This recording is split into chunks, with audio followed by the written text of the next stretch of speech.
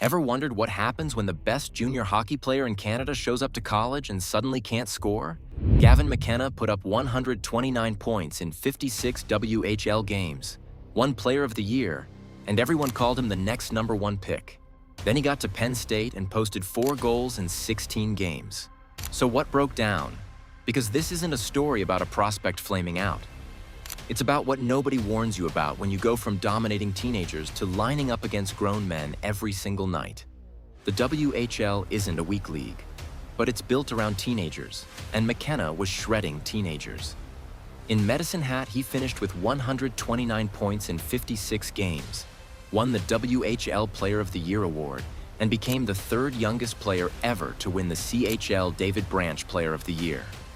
Those numbers are historically good, not just good for his age, and the expectations that followed him to Penn State weren't unfair. They were just built on a completely different game. So when he walked into the NCAA, the guys checking him weren't 17-year-olds still figuring out how to finish a full 60 minutes. They were 20, 21, 22-year-old players who've already gone through the physical growth that McKenna is still in the middle of right now, and they weigh 215 pounds and they don't give you anything. A move that worked in Medicine Hat, something he'd run 100 times against a WHL defender, suddenly doesn't work when the guy covering him has 4 years of college hockey in his legs and another 30 pounds on his frame. Craig Button from TSN put it plainly. He said McKenna has never trained between games the way he's training now at Penn State, that no CHL player gets the opportunity to train like that. So the whole physical structure of his week is brand new. That's not a knock on the WHL.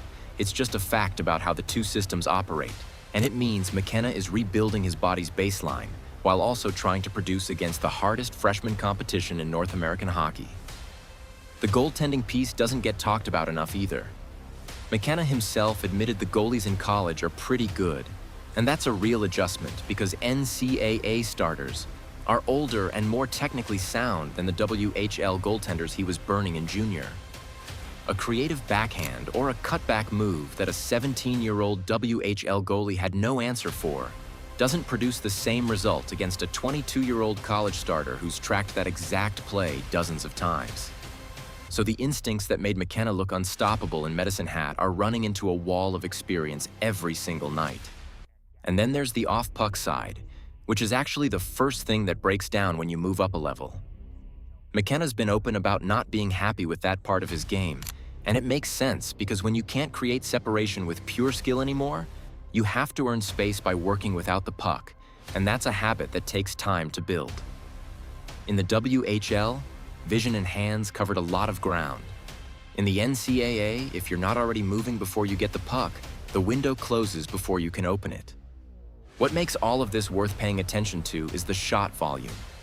McKenna's put 59 shots on goal in 16 games, which puts him among the freshman leaders in the entire NCAA, and that number tells you his reads are still there and his instincts are still firing. 4 goals from 59 shots means he's generating the chances, so the conversion rate is the thing lagging behind, not the ability to find ice and get to dangerous spots. He's tied for 4th among all NCAA freshmen with 18 points, and he's doing that while playing against older, stronger, better prepared competition than anything Medicine Hat put in front of him. Most projected #1 picks don't talk the way McKenna talks. Usually a guy with that kind of hype is either managed carefully by his camp, or he's leaning into the attention. But McKenna keeps sitting in front of cameras and picking apart his own game with a level of specificity you'd expect from a veteran coach, not an 18-year-old freshman who's also the youngest player on Canada's World Junior roster. And it's not vague stuff either.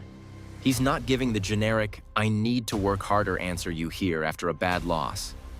He told NHL.com directly, "I got to start bearing down. Obviously the goalies are pretty good in college, so it's just making sure I'm putting in those extra reps, getting my shots dialed in, off the ice and on the ice." That's a guy identifying a specific mechanical problem and a specific solution, not a guy deflecting questions with cliches. He's processing his own game the way a scout would, which at 18 is genuinely unusual. The extra reps part matters because Penn State can actually deliver on that. Most CHL teams don't have the same training infrastructure that a major college program runs, so McKenna now has access to resources his Medicine Hat teammates never touched, and he's using them. Staying after practice to work on shot mechanics isn't a dramatic gesture. It's just what the situation requires. And the fact that he identified the problem himself before anyone had to tell him is the part worth paying attention to. Craig Button's read on McKenna is that the vision and creativity are real, the kind of on-ice processing that nobody coaches into a player. But Button also pointed out you can't just assume improvement happens automatically because the talent is there. The work has to happen. By every account coming out of Penn State, McKenna's doing it, which is the only way Button's optimism about his ceiling actually converts into something real. Stacked on top of all that is the World Junior situation.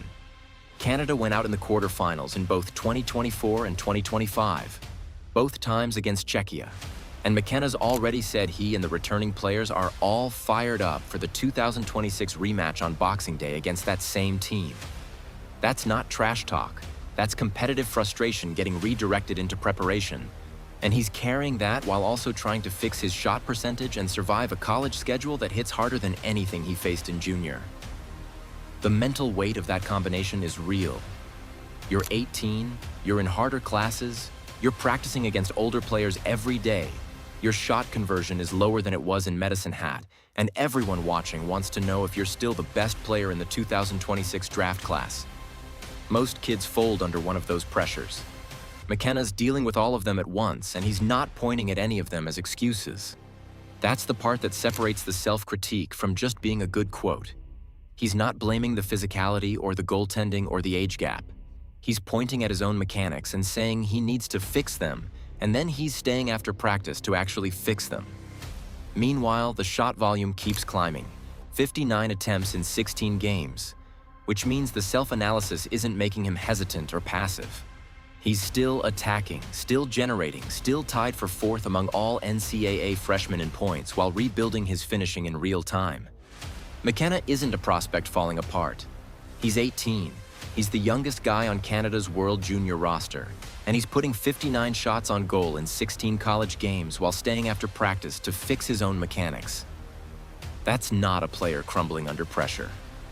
The 129-point WHL season didn't vanish. It just ran into older, stronger, better-prepared competition. And instead of shrinking, he's picking his game apart piece by piece to make it work at this level. He'd probably admit himself he's not NHL ready yet. Canada faces Czechia again on Boxing Day 2026. McKenna's already fired up about it.